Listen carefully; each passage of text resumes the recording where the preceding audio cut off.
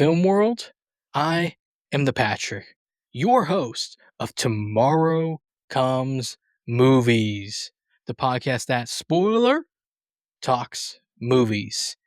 And each episode will feature a different guest co-host, fans of movies to varying degrees.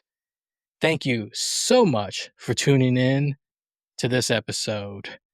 If you would like to join the conversation, you can hashtag TOC movies wherever you are at on social media, or you can do that and add us at TOC movies on Twitter, Instagram, Blue Sky, Threads, and TikTok. And I'll check it. All right. So let's introduce this episode, I should say, guest host. This is a Twitter mutual of mine who I've been mutuals with for a while. They watch a lot of movies that I am not familiar with that makes me realize that I need to watch more movies. But they're a pretty cool person. I'm excited to talk movies with them. Please welcome Paul, aka ScoochSlam, on Twitter. How you doing, Paul? Thanks for having me on. I see in the background you have the poster for The Surfer. Yep. You're a big fan of that movie? I am. I'm a huge Nicolas Cage fan, actually. So.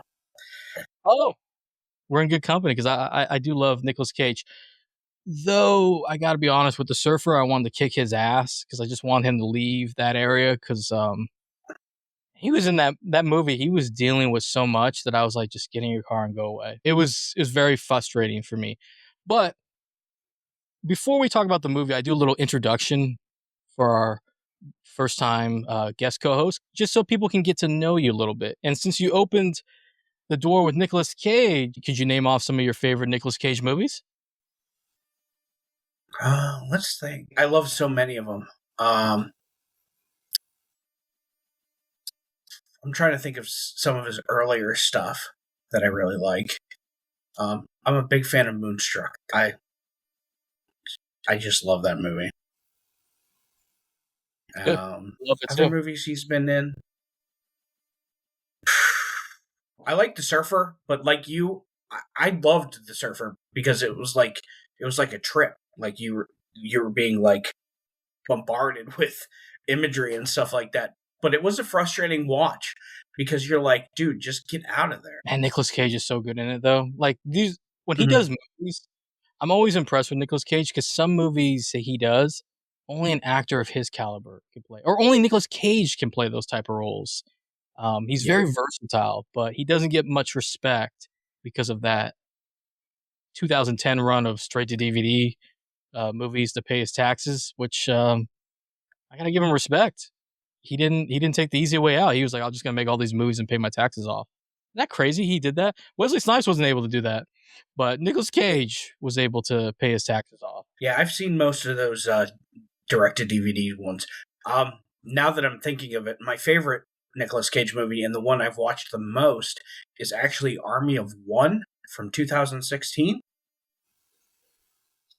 You stumped me. I don't think I've heard of this. What's that about? It's based on a like true story of this guy named Gary Faulkner who went to Pakistan to hunt for bin Laden. And he is just hysterical in this movie. I can't remember who the director is, but I've seen it like 17 times. And there's an extended cut on YouTube that he released, and I haven't watched that yet. So I really need to get to that. I'm stumped. I was once in an elevator with my girlfriend at the time. Not a Nicolas Cage fan. She's like, he's terrible. But there's a few other people we don't know there in the elevator. Start running off names of every Nicolas Cage movie. I'm talking about, I don't know how long the elevator ride was, but we did 20, 30 movies. I ran off, and she's like, no, he's terrible. And one guy chimed in on a movie that I didn't say. I high-fived that man because that man understood the assignment. Nicolas Cage is a good actor. It's just that DVD run was very did not do him well among audiences because I saw a lot of them. By the way, I am a huge Nicolas Cage fan. I mean, I love Con Air, Face Off, Um, The Rock. I never saw the National Treasure movies. Well, I've seen one. People like those. Sorcerer's Apprentice. Bad Lieutenant in New Orleans is really good. I do like those straight to DVD. I'm a straight to DVD guy. I will watch those actions guys. Okay, I don't care if they're 56 years old and it's a stunt double has now come in. I like them. Um, it's like people who like horror movies. They'll watch anything. Let's start with the first question. I asked everybody this: what movie made you realize I love movies? Probably The Thing. John Carpenter's The Thing. Okay. Wow, I you watched that at a formative part of my life, so I was like, but the one that made me like go all in and start collecting and loving everything was Harmony Korine's Spring Breakers. oh okay, the one with Selena Gomez, right? Yeah. I don't think I saw that. I worked at a movie theater when that was playing, and the Patrick was a different guy in that time, and he just looked at the movie like, nah, it's not for me. I would watch it now because I'm not really familiar with Harmony. How do you say his last name? Korine, I think. Ren. All right. But the thing I can relate to, I saw that in theaters in September for the Regal's month of masterpieces. Truly a masterpiece. And gotta say, that's a pretty good choice. I've had a few guests on here, but the thing was not mentioned. That might have been my favorite one that someone said that made them realize they love movies. You know, a movie I really like that really made me realize I love movies was Heavyweights. You remember that Disney movie? Oh yeah. Yeah. Yeah. I don't know why. It's one of those movies. It plays and I'll just sit down and I'll watch it no matter where it's at. I'm just going to sit down and watch it from till it ends. And then it's funny being an adult now and you realize Ben Stiller's in it, Jerry Stiller's in it, Paul Fing is in it, like, and then a bunch of the kids. But is there a movie for you that you're like, no matter what, you see it somewhere playing or like on TV or anywhere and you're like streaming, I'm like, I'm going to sit down no matter what. I'm just going to sit there and watch it. I don't know. There's probably a few, but like I have to be very intentional with my movie watching because like there's so much to watch all the time. Like we have access to so many movies and it's like I don't know, but The Rundown, is that what it's called? The Rock movie? Oh, with Sean William Scott, right? And Rosario Yeah. Dawson? Yeah, I love that movie as a when it came out. Yeah, that is a good one. That is a good one. I haven't seen it in many years. I used to be big into Dwayne Johnson's. I was into the wrestling at the time, so Walking Tall was another one that I would watch a lot. And I watched that recently. It's a little different as an adult, but it's still entertaining, right? It takes you back to being a kid. Same with The Rundown, which always makes me laugh that people thought that Dwayne Johnson is not a good actor. Always in my mind thought he was a good actor. And speaking of this, that you brought that up, you are a fan of wrestling. I am. I don't watch it currently, but I love the idea of it, and I love wrestlers that decide, hey, let's go into movies. So, Including Stone Cold Steve Austin. yeah, I've seen quite a few of his stuff. All right, yeah, I like Stone Cold and The Rock were my two favorite wrestlers growing up because I grew up in the Attitude Era. Mhm. I love Stone Cold. As a wrestler, I do watch his straight to DVD movies. It was tough for Steve Austin because he plays a particular role. That where Dwayne Johnson's a little more versatile, and same with Batista and Cena. So I'm going to ask you to rank four wrestlers, and I just mentioned them, but I'll repeat them again. Okay. And first being your favorite, and so on, so on, and so on. So Dwayne Johnson, John Cena, Dave Batista, Stone Cold Steve Austin. Go. All right. So, Dave Batista would be my favorite. And then John Cena, The Rock, and then Steve Austin. We're very similar. So I think the only one was you put Cena at 2, right? Yeah. Yeah, I would switch him and Dwayne Johnson. Was the Attitude Era your favorite era? I actually didn't get into wrestling until 2014, believe it or not. Really? Yeah. What sparked that? Like, what made you curious enough to check it out in 2014? I watched a show on Sci-Fi, and I don't know what show it was, but it either came on before or after wrestling, and so I was catching parts of like SmackDown and stuff, and then it just spiraled. And also, your name, ScoochSlam. What's the origin of that name? Is that a nickname? Yeah, it is. My childhood nickname given to me by my great grandmother was Scoochini, which is a bastardization of Scucciatore, which actually means pest in Italian. So growing up, everybody called me Scooch. Wow, really? And it just kind of Yeah. stuck. Wow. Can you tell me a few of your outside of Nicolas Cage? Do you have any Mhm. other actors or actresses? Actor wise, Jean-Claude Van Damme. Jean-Claude Van Damme. I will say he was a fan favorite growing up. Watched all his movies too, including the straight to DVDs during the 2010s. What about actresses? Uh, I I always mispronounce her name. I think it's Anya Taylor-Joy. Yeah, I think you actually. You know what's funny? I have the poster right there, Furiosa. Yes, you got it. Good job, Paul. I always call her Anya Joy Taylor, just like I do Joseph Gordon-Levitt. I think it's like Joseph Levitt Gordon or one or the other. I always get it wrong too. That's a really good choice. She's a phenomenal um, actress, and she's really just getting into her groove as an actor. Also, one thing about you that I always think of is Paul's watching movies I've never heard of. Yeah, it's unfortunate that a lot of people don't recognize what I'm watching because like then there's no interaction. So it's like, oh man, I really wish other people were into this stuff. I wish I could interact with you, but I would. It would be like the same response every time I'm putting it on the watch list. Because if I see a movie that some mutual's watching, I don't know, I'll just put it on the watch list, and then I'll come to it. Who knows? My movie watching is so sporadic. What are some of your favorite movies? I know you mentioned The Thing already, but I'm sure there's some others. Army of One, definitely a favorite movie of mine. Um, The Massive Weight of Unbearable Talent. I'm trying to think of some other things that I watch a lot. Kickboxer. That's badass. I am a kickboxer. I haven't seen the Nicolas Cage movie, the one that you mentioned with Pedro Pascal. Have not seen that. I missed it in theaters, and if I miss something in theaters, I don't know why, but I will not watch it for a long time. I don't know. I guess I love going to the movies. You go to the movies as well, correct?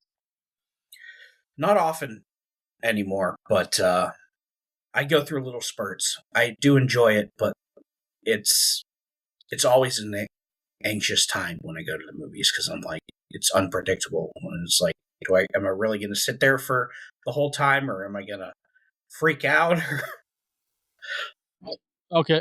Is it because like you're worried like someone's gonna sit next to you? Like that's my issue. I'm always worried somebody's gonna sit next to me in an empty theater. By the way, Sitting next to me and talking during the movie.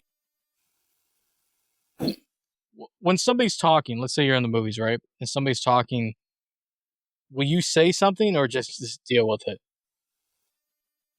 If it's incessant, I will be like, hey, if you're going to have a conversation, you need to step out. I'm really trying to watch this movie. Wow. I'm alone on this. I will just deal with it. I'll just deal with it. I had somebody kicking my seat once during The Visit, M. Night Shyamalan's movie. I say a damn word. Just let it happen. And luckily, a friend of she turned around and she told these kids to settle down. But I go to the movies a lot. Yeah, I was going one point every day, and so I would just go during the day, or not too late at night, and I would avoid a lot of that. But I understand the anxiety because now since I never really had it, but as an adult, the last couple of years I've had it where I really am. I sit on the edge of the theater because I don't want people to sit next to me because I've had people will sit right next to me if I'm in the middle in a completely empty theater. Like, do you need to sit next to somebody when you go to the movies? Like, do you need to sit next to somebody, or do you like I want to be left alone? I wouldn't be left alone. Good. You're my guy, Paul. You're my guy. All right, Nick. So another thing I wanted to ask you, and I'm not sure if this is the right genre, so you'll have to correct me if I'm wrong, but I've seen you watch, and I think they're part of this. But I think you at one point are you a fan of Bollywood movies? Huge fan. Okay, I just want to make sure I got it right because I once saw you posting and now watching. We were watching a lot. I have never seen a Bollywood movie.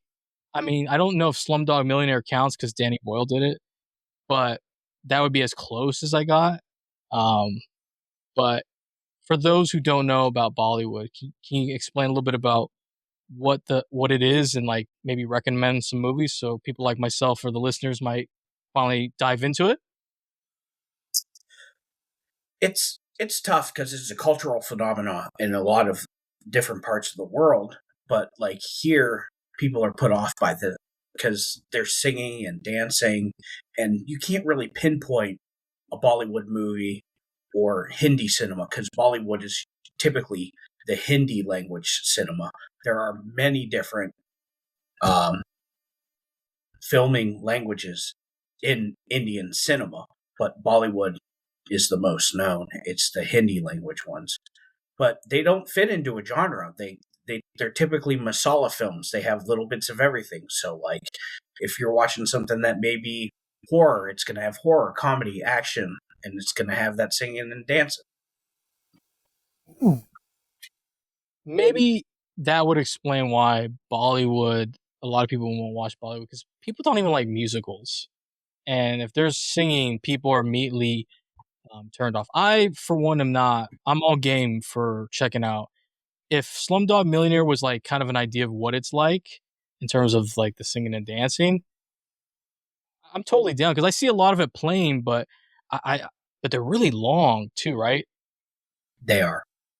Yeah, and I think that's what's holding me back is like I can't double up the show times because I think sometimes they're like 3-4 hours. But I am gonna check one out. I do want to expand my what I call the film journey. I want to expand my film palette because um, there's so many good movies, including Bollywood. I've heard there's a lot of great Bollywood movies, but yeah, I always think of you when I see Bollywood. I'm like, oh yeah, Paul was real big um, into those movies, and I think that's great that you are already a fan of them because we need people like yourself who like movies that like Bollywood that aren't as popular because you could just talk about a movie one day or watch it on Twitter and somebody passes by on the timeline or you talk to somebody and they check it out and then they come back to you and they're like, "Hey man, I would have never have checked that out if it wasn't for you." And now I want to check out a Bollywood movie. What is a good way to get into Bollywood? Um, are you a fan of the Fast and Furious movies? I am to an extent. You should you should watch Doom. It's Dhoom. It's about motorcycle gang that like robs people, and that's a good entry point. It's I think it's a 2000s era film, but yeah, I would check that out just to get a feel. And then if you like it, then you can come back to me and we can explore some more stuff. And you said so it's kind of like Fast and Furious. Is it a little bit more grounded?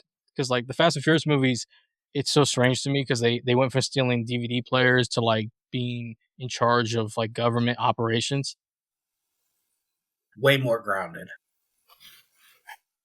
Perfect. Thank you. I'm going to put that on my list. Now you're familiar with this trend going on right now where there's for 70 millimeter IMAX, they're selling tickets like a year or 6 months in advance for big movies like The Odyssey by Christopher Nolan's coming soon, and then Dune Part 3. You're familiar with both those movies, right? Yeah. Yeah. And you know about that trend that I'm talking about, correct? No. Only because I don't have an IMAX theater near me, so I pretty much ignore anything that says IMAX. Understandable. But I just want to ask you about this trend that they're doing right now where they're selling tickets for these big movies. For the Odyssey, I think it was like a year in advance, and then Dune just went on sale like a last week, and it doesn't come out till December. Do you like this trend that they're doing right now, where they're selling these tickets so early in advance when majority of audiences don't have access to an IMAX theater, let alone a 70 millimeter. I think it's unnecessary. It's weird. I think it's a clout thing. People are chasing that clout. Oh man, I got my Dune 3 IMAX tickets. I'm so excited. But I'm not going to fault them for that or for selling the tickets. It's odd to me. It does bother me because I think you're right. It's a cloud thing. And then people are just buying them and selling them for ridiculous amounts. And some people are actually buying those tickets when you could just wait. Just wait. You can watch it just a regular format for a regular price. You know, um, I have done 70 millimeter. I did Sinners in 70 millimeter. And IMAX likes to say that it's in LA. It's not in LA. It's in Orange County, but they always advertise it as LA. It's an experience. If you ever get the opportunity to do it, I would recommend doing it because it is an experience that you can't ever forget and you can't ever get watching it in digital. But yeah, that trend is driving me nuts. We're gonna get more of this where they're gonna start doing this for every big movie, and I love that people are going to the movies. Don't get me wrong, I love the excitement, but I just think that you can just put them on sale within like maybe 3 months, or whatever. I don't think we need to do a year or 6 months in advance because it just feels like I just feel like it's not overall. It's not a good way to do it. But then again, I mean, what am I talking about? They're selling out, so I mean, it doesn't matter, right? They're making money doing it. So I guess at the end of the day, if it sells, they're gonna keep going, right? Exactly. I think it's weird, but like it's always fun to see people excited about movies. Of course, there's scalpers and stuff like that, but I like to see people excited about stuff. And this is why we're mutuals because Paul's not like all these other people that are like, man, F all these people. Like, I'm not mad at people for getting the tickets, but there are some people out there that are very angry. And I think I just look at the negative side, but on the positive side, you're right. People are excited to see these movies.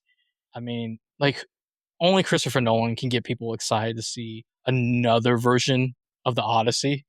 You know what I mean? Like, I've seen enough adaptations, I've read part of the book. But when I look at Nolan's trailer, I'm like, that does not look like anything I've experienced before. Now, are you familiar with Leonardo DiCaprio and Daniel Day-Lewis? Was Daniel Day-Lewis in Dancing with Wolves?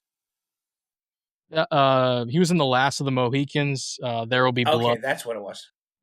Yeah, he's like the guy who wins Oscars almost every time he makes a movie. He was in Lincoln, My Left Foot, Gangs of New York with DiCaprio, actually. I always do these questions where I kind of make you have to pick an answer. So, who do you think has the better filmography? Leonardo DiCaprio or Daniel Day-Lewis? I haven't seen much of either of them, but I loved The Last of the Mohicans growing up, so I'm going to go Daniel Day-Lewis. Right. That's the answer that people want to hear. I'm going to go with I like both actors. I've seen a lot of movies. I think I've seen Last of the Mohicans, but I don't remember. I'm going to go with DiCaprio just because with Leonardo DiCaprio, I love The Departed. I love The Aviator, Killers of the Flower Moon. I've been riding with DiCaprio for a long time. Funny. I did see a lot of DiCaprio stuff. Well, I saw The Aviator in theaters years ago. I remember that. But The Departed is really good. But I'm torn about it because it's a remake of an also really good film. And speaking of movies here, but physical media, you are a fan and you collect. I do. How many do you have right now? Would you say roughly? Over 1,000. My man, what do you do with your digital codes? Do you use them for your digital library, or do you give them out to people? I use them for my digital library. I do watch a lot of streaming. Like a lot of my um, movie watches is via streaming. But like the niche stuff that I'm into and stuff that doesn't make it onto streaming, gotta love those discs, baby. Yeah, yeah. Do you have a favorite like boutique label for some of the movies you collect, like Arrow or like Kino Lorber? I do not. But 1,000 movies. That's got to be a lot of shelving, correct? It is. I don't have them displayed now because I don't have the shelving. I have them in like those storage bags, but I have so many that it's frustrating because when I lived somewhere else, I had a room fully dedicated to my media stuff, and I no longer have that. So That's a bummer because like it always looks good, right? You put them on that shelf and you just look at them and you're like, I'm living good. Like I don't have to worry. I have my own Blockbuster, right? You know, like when you were younger, did you rent movies from Blockbuster and like Hollywood Video, if you remember that one? yeah, Hollywood Video definitely. Oh wow, you did. So you do remember that place? Yeah, I used to work at one. I worked at Game Crazy. Oh wow. So what was that like working at a place like that? It was interesting. It was great.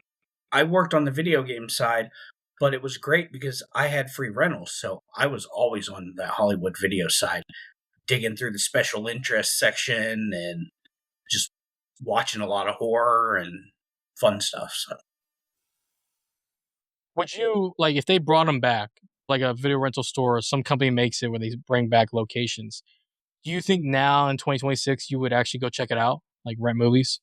absolutely. Right. You're my guy. My last question to you is: can you actually? It's a two-parter. Do you remember the first movie you saw in theaters? And is there a favorite experience at the movies? I've been told that the first film I ever watched in theaters was Aladdin. Apparently, I wouldn't watch the screen. I turned around and watched the projector. But my first memory of going to the movies is Muppet Treasure Island. Wow, wow. I haven't seen that in so long. I couldn't even remember what that is. Aladdin, on the other hand, I do. The fact that you were looking at the projector, you were like, were you fascinated by the how it worked and just like seeing the image Yeah, right then and there? Should have known you love movies because I was not looking when I saw Aladdin at the projector. I was looking at it. I was the opposite. Like most of my movie experience was the opposite. I would look at the movie and I wouldn't speak. So my dad was comfortable with this unspoken rule where it's like, I will take you to see a kids movie, but then you'll come with me to see something rated R. So one of the movies I do remember, and I do not recommend people take their children to see these type of movies. Um, but one of the first movies I remember was Basic Instinct. Not appropriate, right? I've never watched it, but I've heard about it. No, that's not appropriate. 5 years old, I see Pulp Fiction. Not appropriate. Um, Goodwill Hunting, somewhat okay. I think that one rolls right. Yeah, it rolls. Few Good Men, I think that one's okay, right? Yeah, So yeah, so I saw a lot of the movies in the 90s. Everyone I speak to when they talk about their child, they always talk about the kid movies. And meanwhile, I'm over here talking about Pulp Fiction, Few Good Men, Goodwill Hunting. I think my dad like made me grow up a lot faster. You know, where I didn't watch the kid movies as much later on. Where I'm like, once he showed me Pulp Fiction, I'm like, all right, what's next? Jackie Brown, I saw in theaters. You know, I always feel like I'm taking a shot at my poor dad. He's not even here anymore. But I'm like, I think you kind of ruined my childhood because, like, I wish I could have said Aladdin because I love The Lion King. I love Aladdin. But yeah, it's funny. Those movies always stuck in my mind. Like, do you remember the first, like, adult movie you saw in theaters? I do not. And that's why people should not take their children to see Basic Instinct and stuff like that. So we're going to wrap up your introduction with the last question is, you use Letterbox? I do. Do you write reviews? Occasionally. Do you are you one of those people that overthinks the ratings? Or like, "Oh, I don't know if I can give that 5 stars. I don't know if I can give that 4 stars, et cetera, et cetera." I don't rate things anymore because I tend to rate things higher than most people. And I was like, you know what? If I like it, I click that heart, write my review, move on. Love that. I stopped doing both. I write them in my notes, but I won't post them. But I also will not rate anything lower than 3 stars because there's something going on right now where we're analyzing too much people's reviews. If we see something that we deem too low of a rating, we think it's not worthy of our time. And I think that people are doing a lot of injustice to themselves because I think that there's a lot of movies out there that are really good, but are entertaining enough for people, but they won't find out because they're too worried that it's a 2.5 star movie, 2 star. You know what I mean? So do you go lower than 3? I think I've only rated 2 movies in my entire Letterboxd career lower than a 3. And I think one was a 2 star and one was a half star. And I don't even remember what they were. But I want people to watch movies that they're not used to watching and not care about the ratings. Like, if you're interested in a movie, if the title, the poster, whatever attracts you, go for it. I mean, the worst thing that can happen is you just didn't like it. Can we get Paul? Can we get you running the film community on Twitter? We need somebody like you that will be giving out these kind of messages because I'm not seeing these kind of messages on the Twitter, film Twitter. I'm seeing that movie's crap. This director's really trash. I'm not sure why everyone likes him. And you're over here like, hey man, go check it out. Whatever interests you, go and do it. Go out of your comfort zone. We need you on the forefront. Are you willing to put yourself out there and campaign to run the film community on Twitter? Possibly. Do I get to do one of those scenes like in the Patton movie? If you were elected, I would totally let you do whatever you want because I'm being serious here. I really respect and admire that answer. I want to hear that because I've grown. I used to be a little bit snobbish. Used to care about the Rotten Tomato score. I don't care anymore. I don't even watch trailers anymore. I'm just going to check out movies. I'll find out once I'm in that theater if it's good or not. But this concludes the introduction. We finally got to know you, Paul. I should have told you that this might take a little bit. So we're going to review The Smashing Machine. And I'm going to give the movie facts real quick. And then we'll get into it. So this was released in 2025 by A24. It's written and directed by Benny Safdie. It stars Dwayne Johnson, Emily Blunt, Ryan Bader, and Boss Ruin. And the synopsis of this film is the story of MMA fighter Mark Kerr, a former UFC champion, and this takes place during a pivotal time in both his fighting and personal life. And this is part of a movie series called Addiction Ain't No Joke. I love addiction-based movies.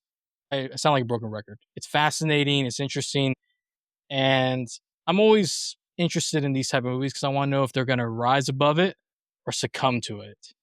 So when I given you a list of movies, this made me laugh, by the way. I gave you a list of movies, and then you come back with The Smashing Machine. And I wanted to ask you, did you recognize the theme from that list, or you just wanted to review The Smashing Machine? Well, I recognized the theme and I was like, I think this might fit. And let's talk The Smashing Machine. Okay, I was betting that you didn't, to be honest. I'm so happy to hear this because not everyone has caught the theme. And real quickly, before we get started, I'm going to look over here. If you have not seen The Smashing Machine, then you should press pause here, press play on wherever you would watch the movie The Smashing Machine, and then come back so you can hear Paul and I talk about it. Or don't. Be lost and just listen to us talk about something that you'll check out maybe 6 months later. Who knows? All right, Paul, I'm back to you now. Are you ready? I'm ready. Let's talk movies. So first question. Are you an MMA fan? I am not. Have you ever watched like UFC or there's I think Strike Force back in the day? I haven't watched it, but I like the idea of combat sports and movies that involve them. So Okay. I was a big UFC fan back in the 2010s. I would watch it constantly. I would go to Buffalo Wild Wings with the friends. I was in Vegas I don't know, maybe like 10 years ago, in the Mandalay Bays where they used to do the fights for UFC. And I just hung out there for a couple hours, and I met a bunch of people that fought. Maybe some of these you might recognize if they were pretty big at the time. Met Frankie Edgar, he's a former champion. Matt Serra, a former champion. Shockingly enough, I met Joe Rogan. This is before I found out what Joe Rogan was about with that podcast. I just thought he was a Fear Factor dude. I met Mike Goldberg and John Anik. They're both commentators. Are you familiar with Mark Kerr prior to this? I am not. Um, I'm going to go back and watch the HBO documentary of the same name because it was just so fascinating to me. I love seeing these fighters and stuff and their lives and their stories. I didn't think I liked biopics growing up, but now I'm pretty about it.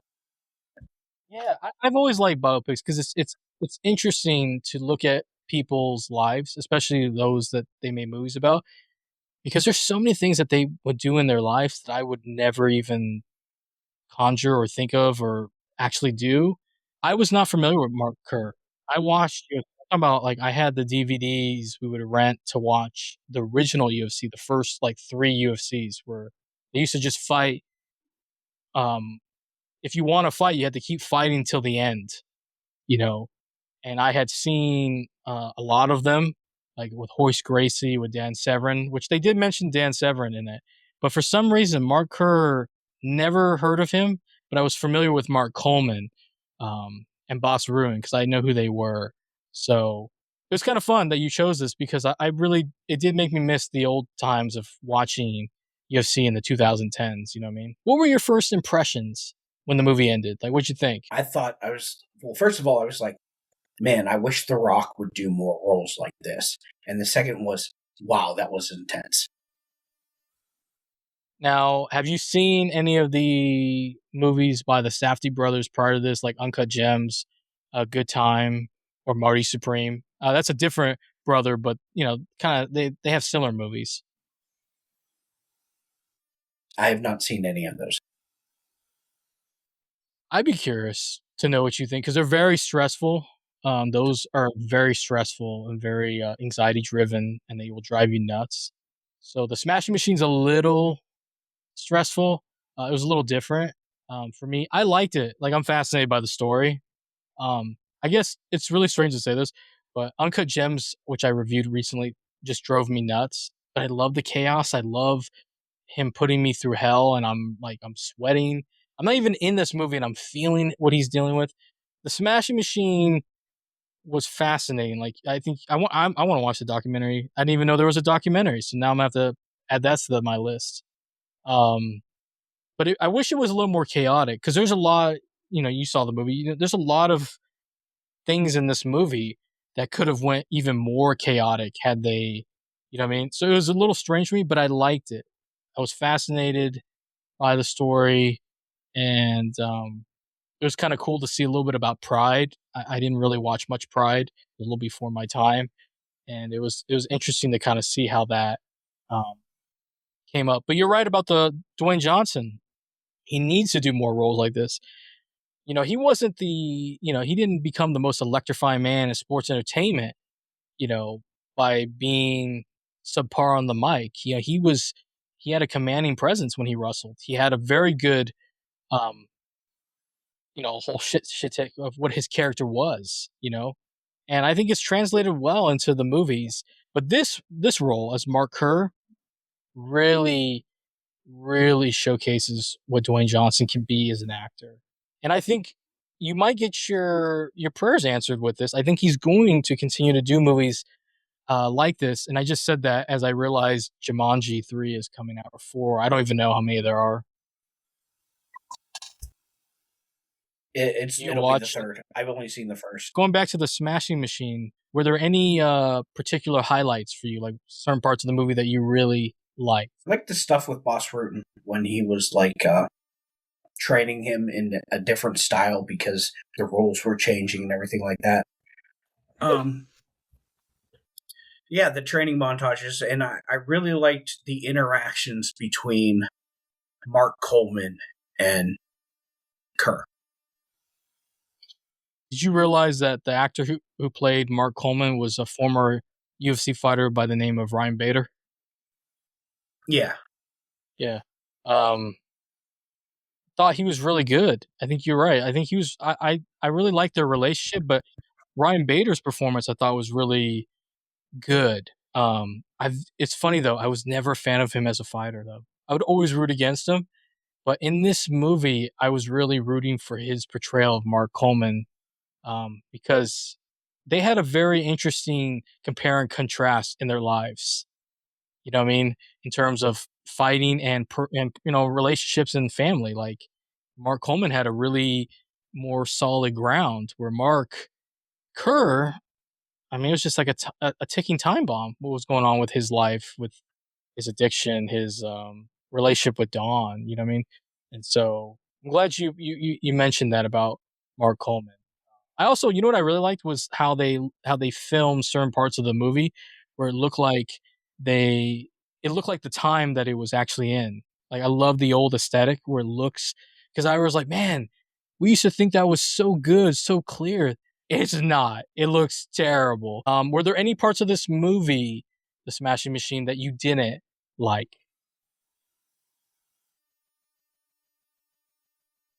Parts I didn't like. Uh, I wasn't a fan of Dawn, but I think that's just because that's what her character was and that's what how she was. But like that stuff, that was she was the weakest part of the movie for me. Okay. And we're gonna get into her.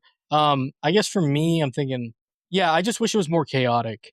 But then again, I'm thinking if I had my way, I was like, I don't know if Paul would have really enjoyed this movie, because it would have been like Uncut Gems. It would have been like complete chaos. Like I would have doubled down on every stressful event in that movie. Um, but let's talk about Dawn. So you weren't a fan of her. I wasn't a fan of her. I'll be honest, but I loved Emily Blunt's performance. But the Dawn relationship with Mark Kerr, what did you think of that? It was a toxic relationship. If it was a scale 1 to 10, I think it would hit above 10. Would you agree? I would agree. Dawn doesn't really gel well with his friends, right? His friends really aren't a big fan of her because she's kind of she tried to insert herself into areas where Kerr set boundaries, right? For Dawn, like, hey, my fighting thing's kind of like, let me do my own thing, like, don't come over here because I'm working, right? And Dawn keeps interjecting. Like, I don't know about you, was that bothering you? That was constantly bothering me, that she did not respect his boundaries. Talking over him and stuff. It was like, come on, calm down. Yeah, I mean, we've all had friends or been in that situation where we have a significant other or a girlfriend, or situationship, whatever they're calling it these days, where your friends don't like them. I had friends that didn't like some of the girlfriends I had, and it kind of gave me some flashbacks of that experience. But I'm going to defend Dawn, which is shocking. But I'm about to defend Dawn here. Is It's not entirely her fault, because Mark Kerr is responsible for this, because he knows how Dawn is. He sets these boundaries. He allows her to cross them constantly, and he never really handles it. So I feel like he's just as much to blame. Now, for yourself, what did you think? Would you agree or disagree on that? What I said. I'll agree. Yeah, definitely. Now, Mark's not only dealing with his toxic relationship with Dawn, he's also dealing with addiction.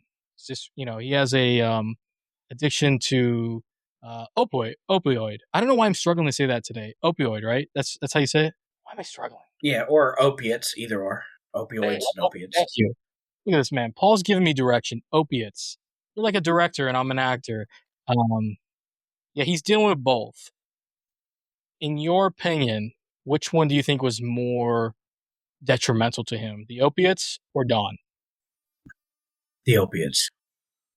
Wow. I'm gonna go with Dawn. I think Dawn was the worst of the two because that's actually true. I mean, truthfully, the opiates should be number one, but I think because the way things were with Don, it was getting out of control.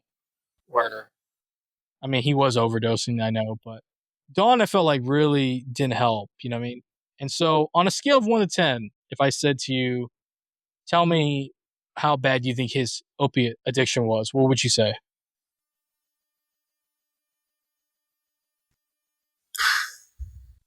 Probably like an 8. And I think a lot of it was exasperated by Dawn. So exacerbated. Sorry, I did not say that word right. You know, it's funny. My last girlfriend used to say that word all the time. You're right, though. I would agree with you. Now, what about Dawn? On a scale of 1 to 10, how would you say that's less toxic compared to the opiates? Right? Maybe I was wrong. I Dawn was pretty bad. I think Dawn was the reason why he was so addicted.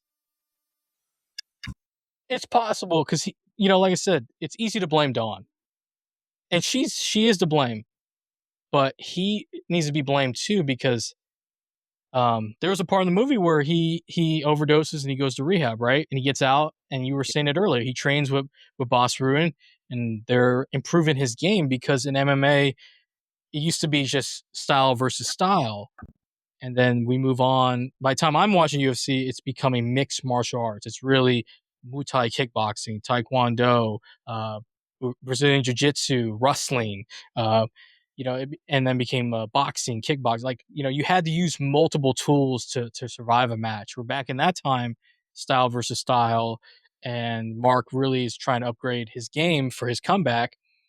And when Dawn shows up, it changes the whole dynamic, right? As soon as she shows up, Boss is going through something, and Mark loves Dawn so much that he can't see that they probably are not a good match for each other, and he's really not good for him right now. He needs to focus on the fighting, but he goes back.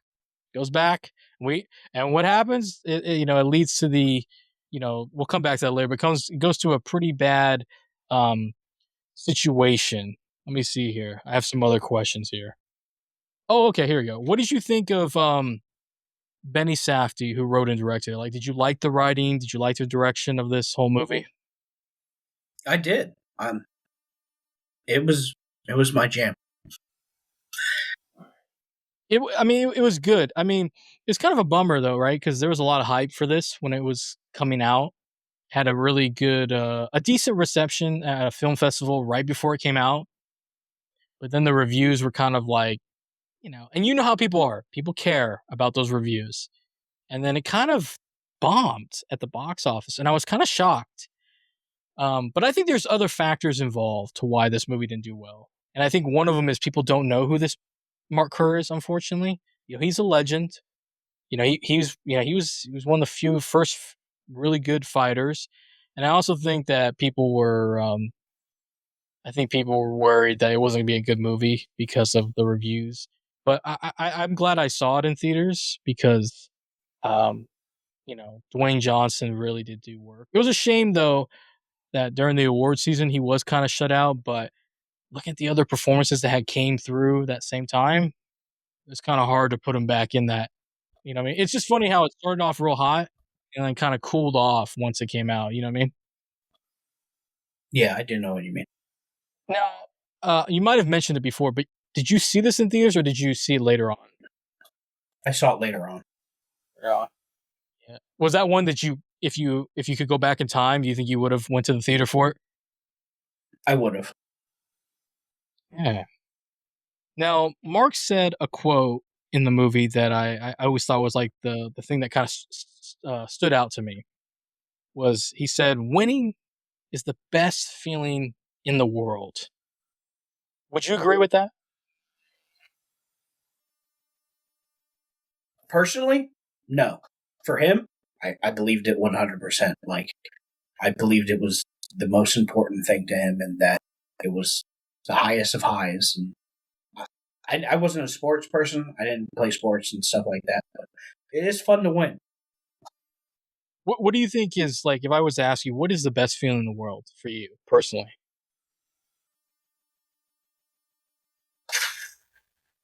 I have no idea. It's all good. It's all good. Yeah, because when he said that, I was like, is that the best film? I mean, and I was like, maybe. I don't win much, so I don't know what that's like. When he's talking about he's never lost, and I'm over here like, dude, I lose all the time. I'm like Roger Dangerfield. I got no respect, and then I'm also have no luck in life. And so, but I guess looking at like if you think about like small victories in your life, like yeah, it is a pretty good feeling. Like I go look for movies, and I find something that I've been looking for that. Like I found the Tom Hardy movie Locked, came out last decade, and that's not a very popular movie. And for $3.99, Paul, let me tell you, that was as close to Mark Kerr winning for me. Was like that's the best feeling in the world. But yeah, that quote always stuck out to me. Because you know we do attribute in society, right? If we're winning, it's good. If we're losing, it's bad, right? Right. Now, with the addiction level with Mark with the opiates, did you think at any point of that movie, did you think he was going to rise above it, or was he going to succumb to it at the end? He was really struggling. I was rooting for him to rise above it, and I was like, because I love these movies because he's an athlete. He's like seemingly superhuman. He's beating all these people and stuff, but he's still struggling in his life, and he still has his battles. And it's like, is this the one battle he's not going to be able to win? What's funny is at some points in the movie I forgot that he had an opiate addiction because I was like, the Dawn was such a towering situation for him. I thought he was gonna make it when I had thought about it. I was like, I thought he'd make it through the opiate, but I thought for sure he was gonna succumb to Dawn at the end. At what point in the movie you're watching this, because we're dealing with addiction here and a toxic relationship? At what point in the movie did you look at Mark Kerr and be like, stop, just stop it, Mark, no more, no more? Like, what situation had you been like, we got to stop this lifestyle? When he's like waking up in the morning and struggling to eat, like when he's when he's watching TV and his eyes are glazed over and like he's like loosely holding the fork, I was like, man, you got to get it together. I'm gonna be honest. It's never occurred to me. I've never experienced that whole thing where I won't eat. Have you? Have you not ate? Like you're that stressed out or depressed. You're like, I'm not gonna eat. Yeah, sometimes when I'm depressed, my appetite gets wonky, and it's like, I mean, I'm hungry, but I'm like, do I really want to get up and make something or do something?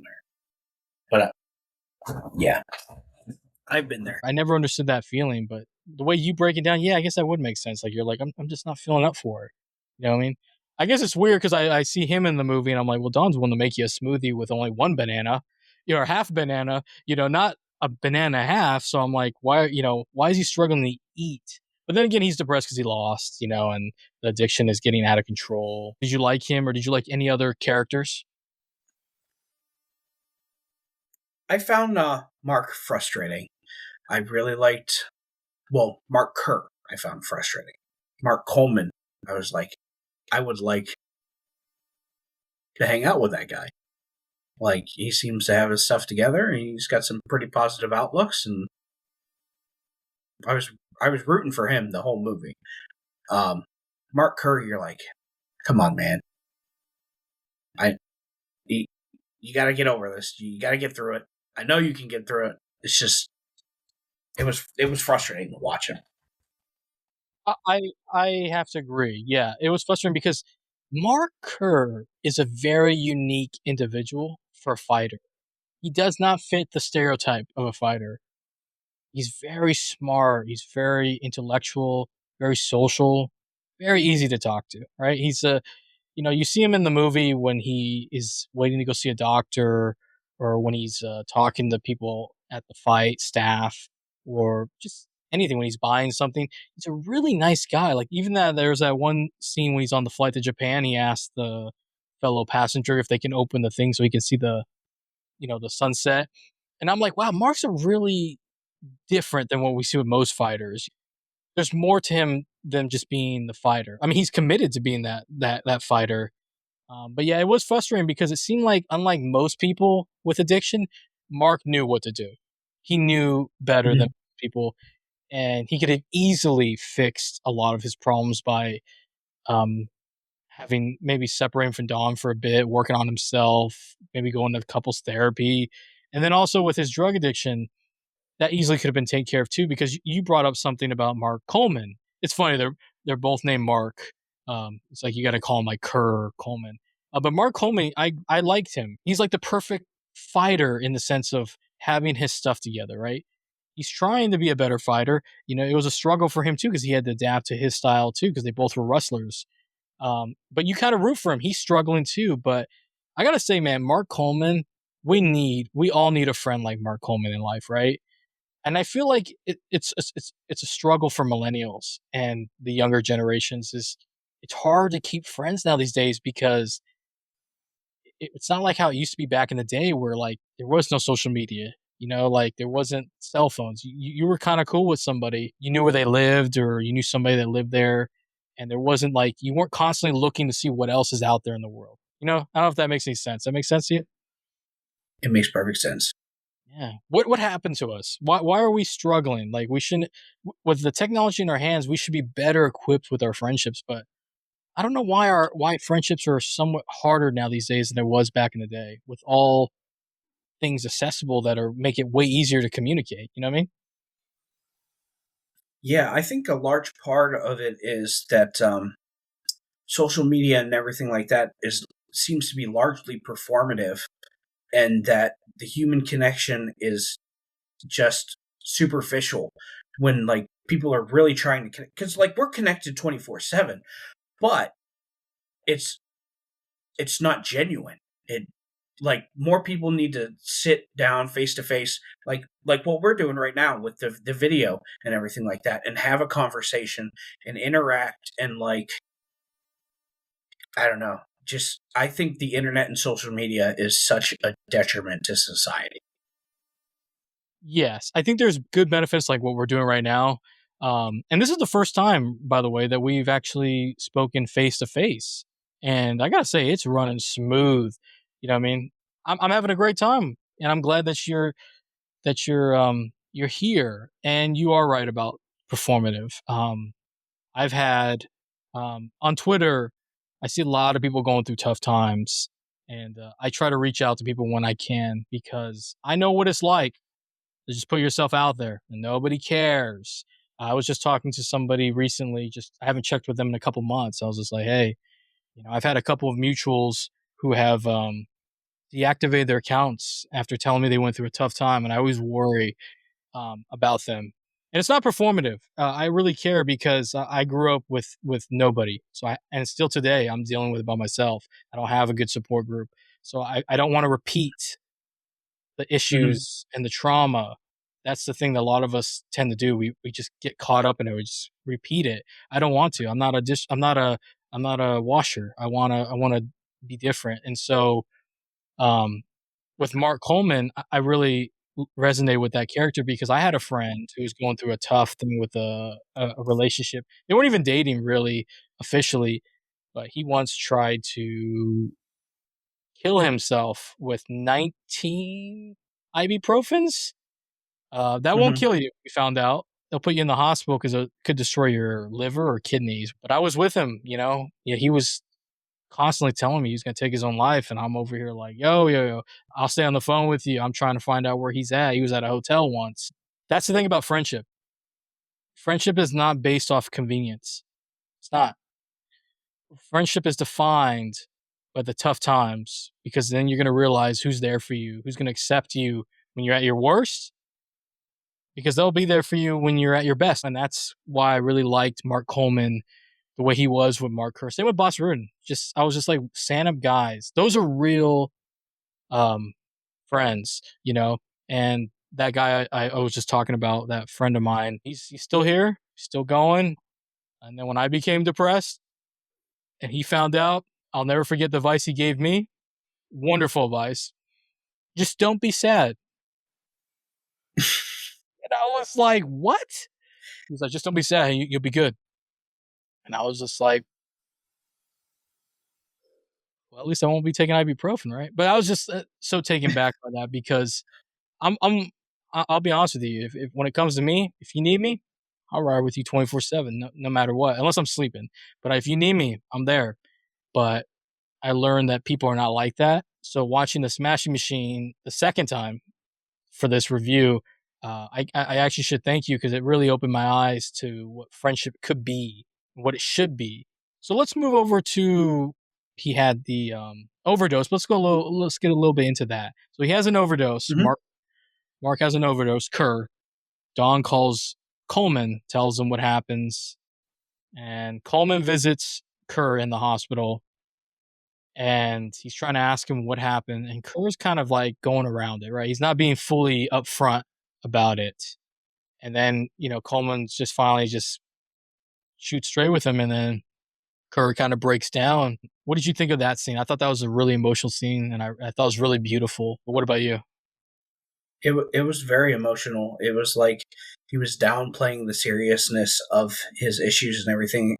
And Mark confronted him, but Coleman confronted him, and he's like, "Look, man, I know you're struggling. You got to be upfront with me. Like that. Some people wouldn't care. They'd be just like, yeah, yeah, they couldn't wake you up. So, but he's like, hey, man, you can get through this. I'm here for you. Let's do it." And yeah, it's remarkable that sometimes you have to when you deal with addiction. I've dealt with some of it with alcoholism. Sometimes you got to be honest because when you don't, and I've seen it where you tiptoe around it, it does not help the problem. It doesn't help the person. You're not helping them by you need to confront it.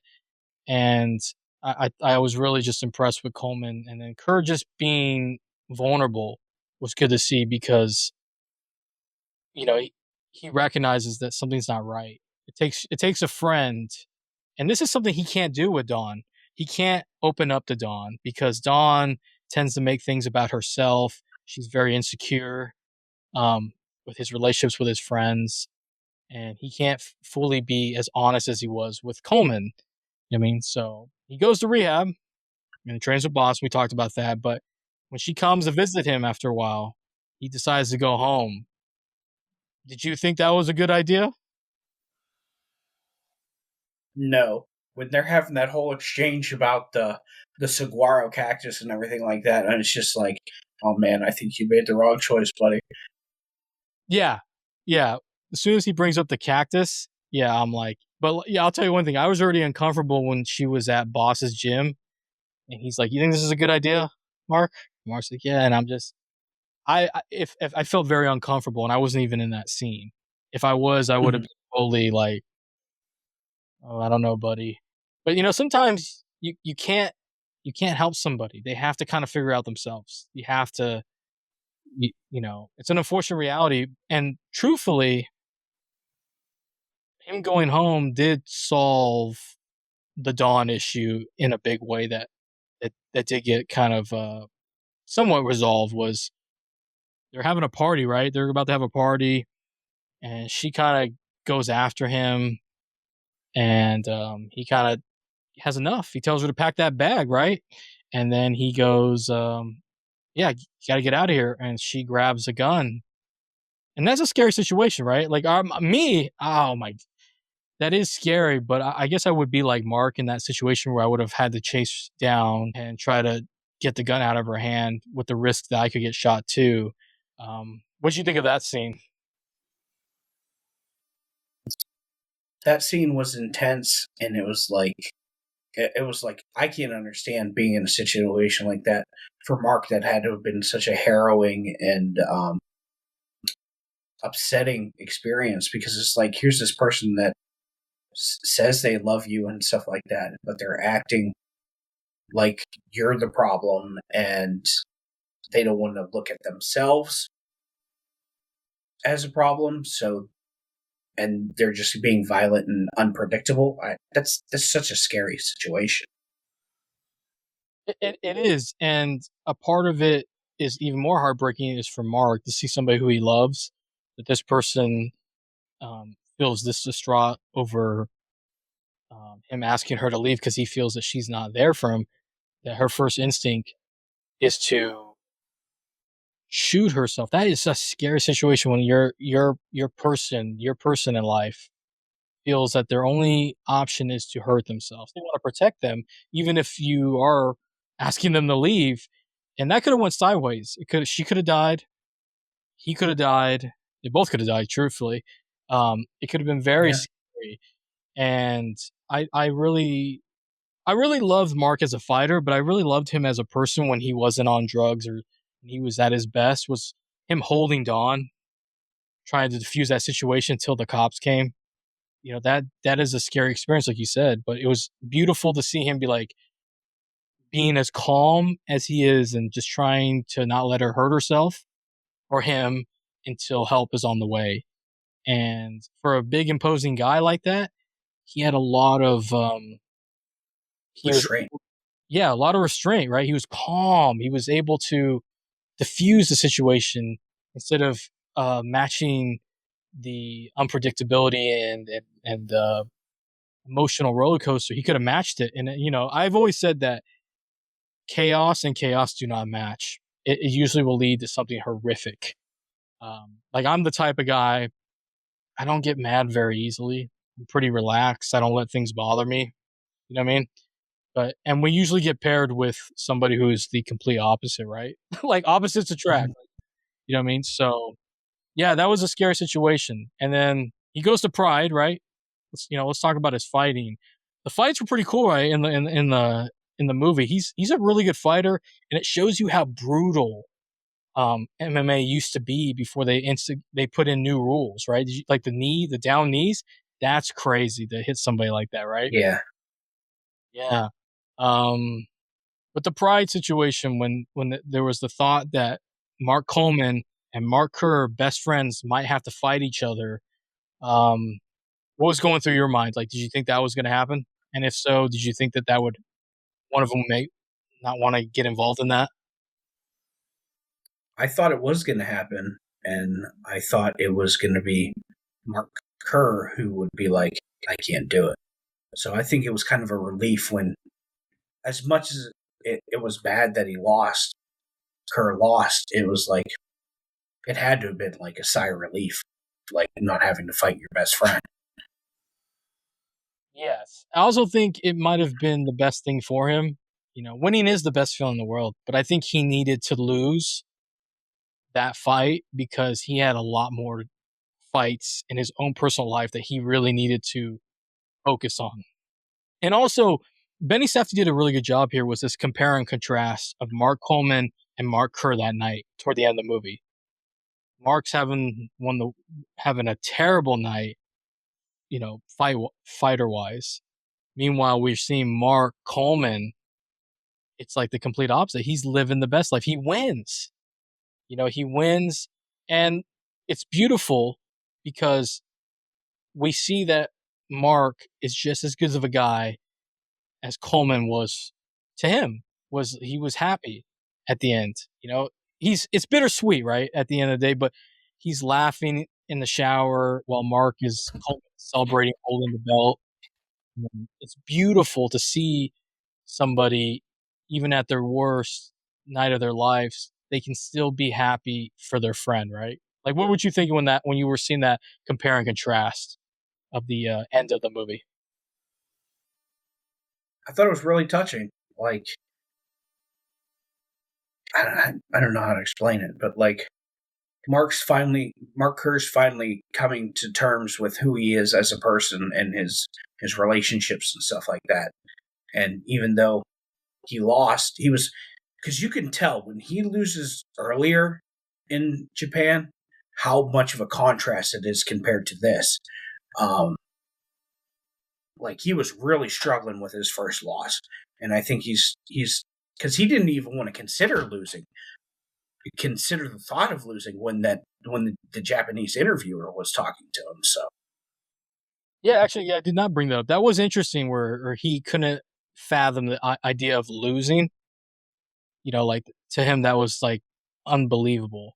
And then to see him lose, and by the way, when he lost, it was kind of a technicality, right? He loses by a yeah, technicality of the rule, the new rule not being utilized by the ref. The ref didn't recognize it, and yeah, that loss would end up sending him down that destructive path that we just covered earlier. Yeah, that was a very good part of the movie that we needed to see was how Mark lost the first fight because it all comes back full circle and what I just talked about at the end of the night, where he loses, but he really wins in reality because things are going to be very different with his life. Now, his fighting wise, I don't know. I don't think that ever ended up becoming as good as it used to be, but that's just part of life, you know. I think that's the thing about the Smashing Machine that maybe people don't like.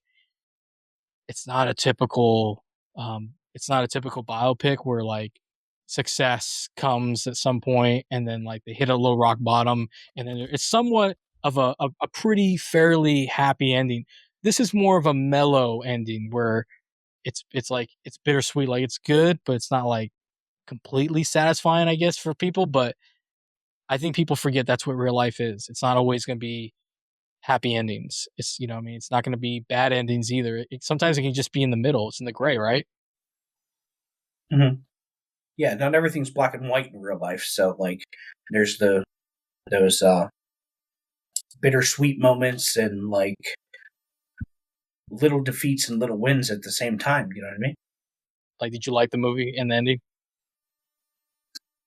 Um, the first time I watched it, I thought it was kind of a letdown. But like the second time, you're like, wow, this all culminates perfectly, exactly how it should be.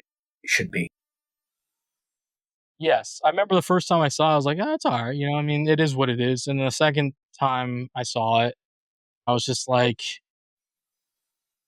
you know, it's an unfortunate reality is that he came up in the era of it beginning, you know, he didn't really get to Mhm. reap benefits that so many fighters today, have, and they're still to this day, they're still complaining about pay, they're still not getting paid as much as they should be, to be honest, considering what they're laying laying on the line, their bodies and everything. But yeah, I thought the ending was good. It was nice to see him, actual Mark Kerr, and see how he looks very different. But to see him seem somewhat like Dwayne Johnson did such a good job because in that scene at the grocery store, it really was like watching the Smashing Machine from the all the way up from the beginning to that part, and then you see the real Mark Kerr. He Mhm. actually got him down to a T, the way he talked and everything. I don't know why they did this. I don't know if you noticed this, but they showed his license plane. I was like, you guys should have bleeped that out. Hopefully, it was a rental. Hopefully, that's what. Actually, that's funny. I thought that I was like, it has to be a rental because I was like, you should believe it out. Nobody needs to go visit Mark. I'm gonna ask you just a couple more questions here. In terms of addiction and MMA movies, would you put this in your top movies dealing with those two aspects? Oh, absolutely. Have you seen Warrior? I have not seen Warrior. I need to see Warrior because Warrior was remade in India as Brothers. Hmm. Yeah, Warrior's really good. I'm a huge Tom Hardy guy, so he's in that. That's my number one MMA movie. But it's actually one of my favorite movies of all time. It's a really good story. I think you would really like it. Addiction wise, yeah, I would put up there. I mean, um, well, maybe not my top, but it'd probably be in the, you know, it'd be on the list because you know I like Mhm. Uncut Gems, Drugstore Cowboy, Flight, Crazy Heart. Actually, maybe it won't make the list. Actually, as I'm going through this list, but I enjoyed it though. You know, I mean, but it would be on the list if I said someone's like, "What movie should I watch on addiction base?" I might be like, "You might like the Smashing Machine because they might recognize Dwayne Johnson." Now, here's the big one here. Out of 100% rating, that you can give it whatever you want, what would you give the Smashing Machine?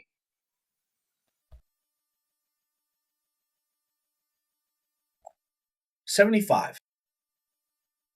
I think it's really up there. It's a decent it's aesthetically pleasing. The story's good. I, I was impressed with it. So Are you reading my mind? Because I had 75. That's why I gave you that. I was like, wait, are you reading my mind? Yeah, I had 75. Same right here. I think it could have been better. Truthfully, you make mhm. those it's a little more chaotic. Yeah, you're gonna get a lot more. More. You're gonna feel a little bit more. You know what I mean? Because I felt like that's what it needed when I first saw it, and even to today, I always think it just needs a little oomph. You know what I mean? Like one day when you watch those other movies by the Safdie brothers, if you ever do, send me a Yeah, message. Tell me if you think that you can handle that much stress in the Smashing Machine if one of them had done it that way. Um, but yeah, and the last question: do you think you would rewatch this movie and or buy it on physical media? I would rewatch it, and I probably will buy it on physical media because I have a very large collection of films that star professional wrestlers. All right. So that was one of the biggest selling points, right? Is Dwayne Johnson being in this movie? Oh, absolutely, yeah. Now, let's say he's not in this movie. Do you think you would have still been enticed to watch it? Oh, yeah. I have a very large list on Letterboxd that I've been curating of movies that star mixed martial artists. So it was already interesting me. So All right. Well, this concludes the Smashing Machine, and I can't thank you enough, Paul. It's funny is I call you Paul on this, but in my mind I call you ScoochSlam. I always will call somebody by their handle. Oh, hey, whoa, we got a third host. Look at this. Who's it? yeah, this is Sheeta. This is Sheeta. She's named after the Japanese professional wrestler Hikaru Shida that's in AEW. All right. Well, thank you. That was gonna be my next question. All right, it's a beautiful cat. But yeah, thank you so much, Paul, for coming on here. Now, if people would like to follow you on social media, where can they find you? They can find me on X or Twitter. I refuse to call it X. I call it Twitter at ScoochSlam. Also on Letterboxd at ScoochSlam. So follow me. Well, I will link all of it, your social media that you mentioned on here. And I just want to say another thank you for never calling it X. It's not going to be X. It will always be Twitter. But yes, thank you for coming on. And this concludes this episode. There's a lot of this in that sentence. But yes, this is it. Again, using the this. Thank you so much for tuning in to Tomorrow Comes Movies. If you would like to follow us on social media, it's at TOC Movies on Twitter, Instagram, TikTok, Blue Sky, and now Threads. I don't know what to do on that, but I'll figure it out. If you would like to follow the podcast, you liked what you heard, if this is your first episode or you've given us a trial run and you're like, yeah, I think I'm going to stick around, please follow the show wherever you get your podcasts at. We're available on Apple, Spotify, iHeartRadio, Amazon, pretty much on everything. Now, if you want to see the video format, it is available on YouTube at youtube.com/ at Tomorrow Comes Movies, or just type in Tomorrow Comes Movies. It should be in there, or look at the show notes and the link. It should take you there. And what else? If you'd like to be on the podcast, and you're one of my mutuals or somebody I've known, please reach out. If I haven't already, you're always welcome to come on the podcast. And I'll state this again. Those who want to come on the podcast but are not comfortable being on the podcast video wise, I will not release the video version. But you will be on camera when we record so I can see you. The conversation will be fluid. But yeah, let's talk movies, Let's do it. I've had a blast with the guests I've had so far, and we have a lot more to come. And what else? We're going to continue the monthly theme. I'm not sure what we're going to be doing for May, but yeah, so far I'm enjoying the monthly theme. If anybody has any feedback, let me know. And that about wraps it up. I'm the Patrick, your host. Stay tuned for another episode of Tomorrow Comes Movies.